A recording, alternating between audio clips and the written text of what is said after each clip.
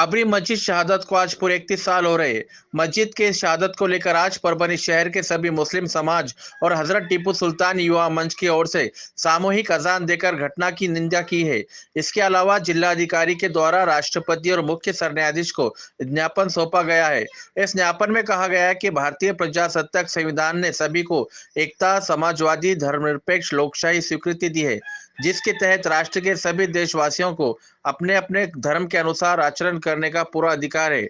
लेकिन कुछ समाज कंटकों, समाज विघातक लोगों ने 6 दिसंबर 1992 को भारत की एकता की प्रतीक एवं ऐतिहासिक वारसा रहे बाबरी मस्जिद को शहीद करके देश की अस्मिता को ठेस पहुंचाने का काम किया है। आज इस घटना को 31 साल हो गए हैं, पर मस्जिद को गिराने वालों पर अभी तक कोई भी किस्म की कार्रवाई नहीं की गई है। इस घटना के बाद देश में जाति दंगल हुए, देश में कायदा एवं सुव्यवस्था का मसला निर्माण हुआ। इसके लिए जिम्मेदार रहे समाज कंटकों के विरोध में सख्त शासन किया जाए, क्योंकि इस दंगल से देश के लाखों नागरिकों को बड़े पैमाने पर आर्थिक एवं जानी नुकसान हुआ है। दंगल करने वाले दोषी खुलेआम फिर रहे और फिर मस्जिद के ताल्लुक से अपशब्द का इस्तेमाल करके तेल निर्माण करने की कोशिश कर रहे। उन पर कार्रवाई नहीं होने से लोगों के मन में न्याय व्यवस्था एवं लोकशाही पर भरोसा कम हो रहा है। इस प्रकरण में जल्द से जल्द न्यायालय बनाए एवं दोषियों पर कड़क शासन करे, ताकि भविष्य में ऐसे प्रकार की घटना पर रोक लगे। उस वक्त निवेदन देते हुए एडवोकेट आसिफ पटेल, मौलाना रफीउद्दीन अशरफी, गुलाम मोहम्मद मिट्टू भाई, सैयद खादर, सैयद फारूक अहमद ओबीसी, जुबैर गौहर, सैयद शाकिर, वहीद पटेल, इमरान खान, मोहम्मद अनीस आदि उपस्थित थे। आप देख रहे थे लोक पुकार न्यूज चैनल। अगर आपने हमारे लोक पुकार न्यूज को अभी तक सब्सक्राइब नहीं किया हो तो जल्द करें, लाइक करें, शेयर करें, कमेंट जरूर करें। बिस्मिल्लाहिर्रहमानिर्रहीम।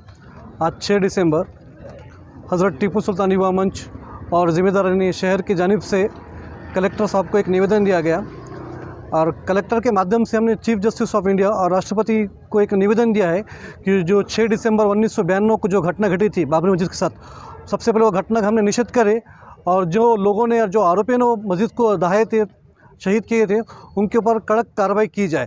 क्योंकि हम जो देख रहे हैं कि इनके ऊपर अभी तक कार्रवाई नहीं होने की वजह से ये लोग के जो चाहत है, उनके जो बोलने के स्टाइल और चेंज होते जा रही है और उनके इरादे चेंज हो रहे हैं। आप मथुरा का देख लीजिए, वाराणसी देख लीजिए, कहीं ना कहीं ये और चीज़ों पे भी उंगलियां उठा रहे हैं। हम आपके माध्यम से ये भी डिमांड करते हैं कि जो प्लेसेस ऑफ वर्शिप एक्ट 1991 का जो है उसकी कड़े से अमल वजानी होना चाहिए, क्योंकि जो प्लेसेस ऑफ वर्शिप एक्ट जो कहता है कि 1947 के बाद से जो रिलीजियस प्लेसेस है वो एज इट इज़ रहना चाहिए। आज जो मथुरा का मसला है, वाराणसी के जो मसले है, इसके ऊपर ये एक्ट के तहत अमल वजानी होनी चाहिए और जो दोषियों ने उसके ऊपर जो तोड़े थे बाबरी मस्जिद, उसके ऊपर कार्रवाई की जाए। जो हम सब लोग जमा होकर कलेक्टर के माध्यम से राष्ट्रपति साहब को एक निवेदन दिया गया कि 1992 6 दिसंबर को हमारी मस्जिद बाबरी मस्जिद शहीद की गई और आस्था के बुनियाद पे जो है तो फैसला हुआ। ठीक है, हम पूरे हिंदुस्तान के मुसलमानों ने उसे एक्सेप्ट किया, इज़्ज़त की, लेकिन जिन्होंने लॉ एंड ऑर्डर ख़राब किया, मस्जिद को जो है तो शहीद किया, हिंदुस्तान का पूरा माल ख़राब किया, सरकारी हो या खानगी हो, तोड़फोड़ किया, जानी माल का नुकसान किया, वो लोगों को अब तक सज़ा नहीं मिली। कुछ लोग थे पकड़े हुए, उन्हें बाइज्जत बरी किया जाए, ठीक है, उनके बारे में सबूत नहीं मिले, मगर वहाँ नुकसान हुआ, मस्जिद शहीद हुई, ये पूरा हिंदुस्तान जानता है। हमारी ये राष्ट्रपति से कलेक्टर माध्यम से गुजारिश है कि आपको सभी ढूंढने की ज़रूरत नहीं। लोकसभा विधानसभा में सब लोग फ़ख्र से बोल रहे हैं हमने मस्जिद तोड़े, हमने मस्जिद तोड़े, इससे बड़ा सबूत क्या चाहिए। हमारी राष्ट्रपति से यही निवेदन है कि भाई लोग ऑलरेडी जो जहाँ पे जो तो देश चलता है वो वहाँ पर भी बोल रहे हैं, और जहाँ हमारा जिस राज्य में रहते हैं हम, महाराष्ट्र, इसमें भी बोल रहे हैं फ़ख्र से कि हमने मस्जिद तोड़े। तो ये लोगों को जो है तो इंक्वायरी करके अंदर क्यों नहीं डालते। हमारा ख़ास तौर पे आज ये उसी लिए निवेदन था। बिस्मिल्लाहिर्रहमानिर्रहीम। 6 दिसंबर 1992, आप सभी जानते हैं कि इस दिन क्या हुआ। मस्जिद शहीद कर दी गई। उसके बाद चंद सालों के बाद एक फ़ैसला आया। फ़ैसला आने से पहले हमारे उलमा हज़रात जो भी भारत का आइन फ़ैसला करेंगे हमारी सर आँखों पे रखेंगे। हमारे उलमा हज़रात ने बड़े बड़े चैनलों पे बैठ के इंटरव्यू दिए। उसके बाद हमारे मुल्क के सियासतदानों ने भी ये बातें बताई कि जो भी मुल्क की अदलिया फ़ैसला करेंगे हम हमारे सर आँखों पे रखेंगे। बहरहाल फ़ैसला जो आया ये आस्था की बुनियाद पर फ़ैसला आया। हमारे उलमा को और सियासतदानों को ये लग रहा था कि ये फ़ैसला साइंटिफिकल रीज़न से आएगा कि मंदिर थी या मस्जिद थी। भारत ये फ़ैसला जो आया एक आस्था की बुनियाद से आया और 32 साल गालिबन मस्जिद शहीद कर हो गए हुए। 32 साल से हमारे शहर के अंदर एक सिलसिला चालू है कि यहाँ पर हम लोग आते, हमारे जो बुज़ुर्ग, हमारे जो क़ायद थे रशीद अलहज इंजीनियर साहब की क़यादत में सारा मामला चलता था, जावेद खादर साहब, ये अल्लाह को प्यारे हो गए, अल्लाह ताला इनकी मग़फ़िरत करे। आज हमारे सरफस्तों के मिट्टू भाई हो गए, मौलाना रफ़ीउद्दीन साहब हो गए और हमारे दीगर साथियों के साथ यहाँ निवेदन देने को हम लोग आए जमा। निवेदन देना हमारा मकसद नहीं है कि हमारी आने वाली नस्लों को हमारे को ये बताना है कि अल्लाह ताला कुरान के अंदर फरमा रहे सुबहानल्लज़ी असरा बि अब्दी लैलन मिनल मस्जिदिल हराम इलल मस्जिदिल अक़सा, पाक है वो ज़ात अपने नबी को ले गई मस्जिद हराम से लेके मस्जिद अक़सा तक। आज दुनिया के अंदर मस्जिद अक़सा, कुरान के अंदर मस्जिद अक़सा का ज़िक्र है और एक मस्जिद को बचाने के वास्ते गाज़ा के अंदर हमारे मुसलमानों बमों की बारिश का सामना कर रहे हैं। सारी दुनिया जानती है कि एक मस्जिद जिसको अल्लाह ताला ने बैतुल मुक़द्दस का मस्जिद अक़सा क़िबले अव्वल के नाम से हम लोग जानते, कि वो मस्जिद को बचाने के वास्ते हम लोग बमों की बारिश, हमारे कौम के लोग, कई लोग, लाखों लोग शहादत हासिल कर रहे। वैसे ही हमारे वास्ते मुल्क की जो हमारी बाबरी मस्जिद शहीद हो गई वो हमारे लिए वही मायने रखती। बहरहाल फ़ैसला हमारे हक़ में नहीं आया, मगर आस्था की बुनियाद पे हम बहैसियत मुसलमान मरते दम तक हमारी ये आस्था है कि हमारी बाबरी मस्जिद थी, है, रहेंगी और हमारे आने वाले नस्लों को हम ये बताएंगे कि इंशाअल्लाह ताला ये हमारी मस्जिद थी, फिर से अल्लाह ताला क़ायम करेंगे। और आप लोगों के चैनल से बताने का ये मकसद है कि आज जो हमारे उम्मत मोहम्मदिया पे जो हालात आ रहे हैं, हमारी मस्जिदों को टारगेट किया जा रहा है, जज्बाती तौर पे हम लोग निकल जाते हैं घरों से। मैं एक बात किसी पे तंज नहीं कर रहा हूँ, बहैसियत मुसलमान मस्जिद जो बनाई गई 5 वक्त बजमात नमाज़ पढ़ने के लिए, हम मुसलमानों हमारा जायज़ा ले, वो दिन दूर नहीं है। अगरचे हम 5 टाइम से फिर से अल्लाह की इबादत करेंगे, फिर से इंशाअल्लाह ताला हम लोग गालिब आएंगे।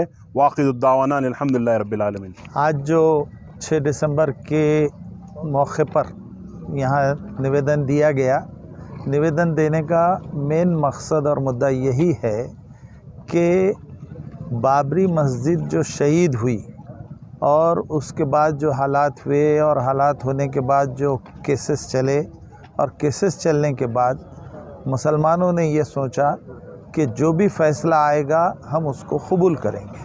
और वो फ़ैसला हमको ये लगता था कि कागज़ात की बुनियाद पर, उन तमाम चीज़ों की बुनियाद पर वो फ़ैसला हमारे हक़ में आएगा, लेकिन जो भी फ़ैसला आएगा उसको हम कबूल करेंगे, ये बात हमने तय की और हमने उस फ़ैसले को कबूल भी किया।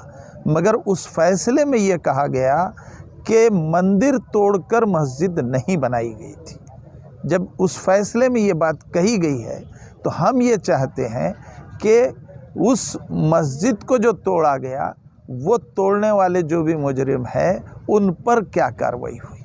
और हमारा ये कहना है कि जब उस फ़ैसले के बाद ये कह दिया गया कि जो 91 में जो क़ानून बना दिया गया कि 1947 से पहले जो भी यानी मज़हबी मकामात जिस पोजीशन में 47 में जो थे और वही रहेंगे, और उस फ़ैसले में भी ये कहा गया कि इस क़ानून को जो है सख्ती से इस पे अमल किया जाएगा। लेकिन वो क़ानून के बावजूद फिर जो है शरपसंदों की हिम्मतें बढ़ती जा रही हैं और वो जो है न्यानवापी की शक्ल में हो या दिगर और मसाजिद की शक्ल में हो, वो अलग अलग मकामात पर ये हालात पैदा करने की कोशिश कर रहे हैं। हमारा ये कहना है कि जब वो क़ानून है तो फिर जो है ये केसेस कबूल न किए जाएं और जो है मुसलमानों को सताने की जो कोशिशें और जो है ज़हनी तौर पर जो तकलीफ़ देने की कोशिशें की जा रही हैं उससे जो है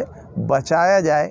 यही हमारा प्रशासन के सामने हमारा मुद्दा था और उसी मुद्दे के तहत हमने जो है आज 6 दिसंबर को ये निवेदन यहाँ दिया है। बाबरी मस्जिद एक ऐसा इशू है जो 1992 से नहीं, भारत आज़ाद हुआ उसके पहले से बाबरी मस्जिद को लेकर एक इशू बनाया गया और वो इशू आगे इस ख़तरनाक मोड़ पे चला गया जिसके नतीजे में 1992 में हिंदुस्तान के दुश्मनों ने, शरपसंदों ने आखिर बाबरी मस्जिद का ढांचा शहीद कर दिया।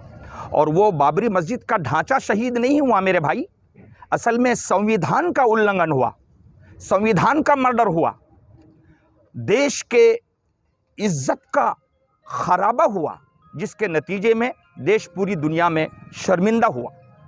और उसके बाद फिर न्यायपालिका से जो प्रक्रिया चली और चलते चलते चलते अब से चंद साल पहले ये भी हुआ कि न्यायाधीश की तरफ से ये ऐलान हुआ कि वो बाबरी मस्जिद की जगह आस्था की बुनियाद पर मंदिर के लिए दे दी जाए और मुसलमानों को दूसरे किसी जगह पर 5 एकड़ ज़मीन मस्जिद बनाने, बाबरी मस्जिद बनाने के लिए दे दी जाए। मैं इन सब के सामने ये बात रखना चाहता हूँ परभनी के तमाम जिम्मेदारों की तरफ से कि ये 2023 को 6 दिसंबर के दिन निवेदन देना ये हमारे ज़िंदगी का मकसद नहीं।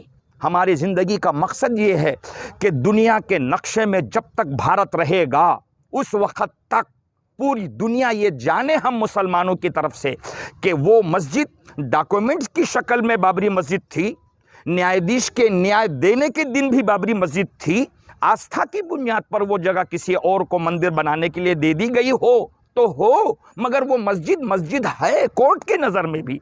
और हमारा धर्म ये कहता है कि जो मस्जिद एक मर्तबा मस्जिद बन जाए उसकी ज़मीन पर तो क़यामत तक वो मस्जिद मस्जिद ही रहती है, भले से बाद में इत्तेफाक की वजह से वो किसी और के कब्ज़े में चली गई, मगर ज़मीन मस्जिद ही रहती है। बल्कि हमारे पैगंबर ने तो फरमाया कि जो दुनिया की ज़मीन मस्जिद बन जाती है तो जब पूरी दुनिया ख़त्म हो जाएगी तो पहले शुरू इस दुनिया की वो जगह अल्लाह जन्नत में पहुंचाएगा। तो हमारा ऐसा यकीन है कि जितनी दुनिया की मस्जिदें हैं वो यकीनी तौर पर जन्नत में जाने वाली है और वहाँ मुसलमानों की नमाज दुनिया में भी होगी और इंशाअल्लाह आखिरत में भी होगी। इस निवेदन के माध्यम से परभनी के मुसलमान महामहिम राष्ट्रपति से ये निवेदन करना चाहते हैं कि उस मस्जिद के लिए भी और उसके बाद जो और दूसरी मस्जिदों पर समाज दुश्मन, भारत दुश्मन लोगों की नज़रें टिकी हुई है, हम ये निवेदन करना चाहते हैं कि ऐसी किसी मस्जिद का हाल फिर बाबरी मस्जिद जैसा न हो, क्योंकि हम शांति प्रिय लोग शांतता के माध्यम से सुप्रीम कोर्ट का आदेश का पालन करते हुए यहाँ तक आए हैं। कहीं ऐसा न हो कि फिर दूसरी मस्जिद किसी के हवाले हो गई, तीसरी मस्जिद किसी के हवाले हो गई, हज़ारों मस्जिद किसी के हवाले हो गई और फिर ये शांति प्रिय मुसलमान सुप्रीम कोर्ट से भारत के 85 तक के हिंदू भाइयों से पूछना चाहते हैं कि हमारी आस्था का खून कब तक होता रहेगा।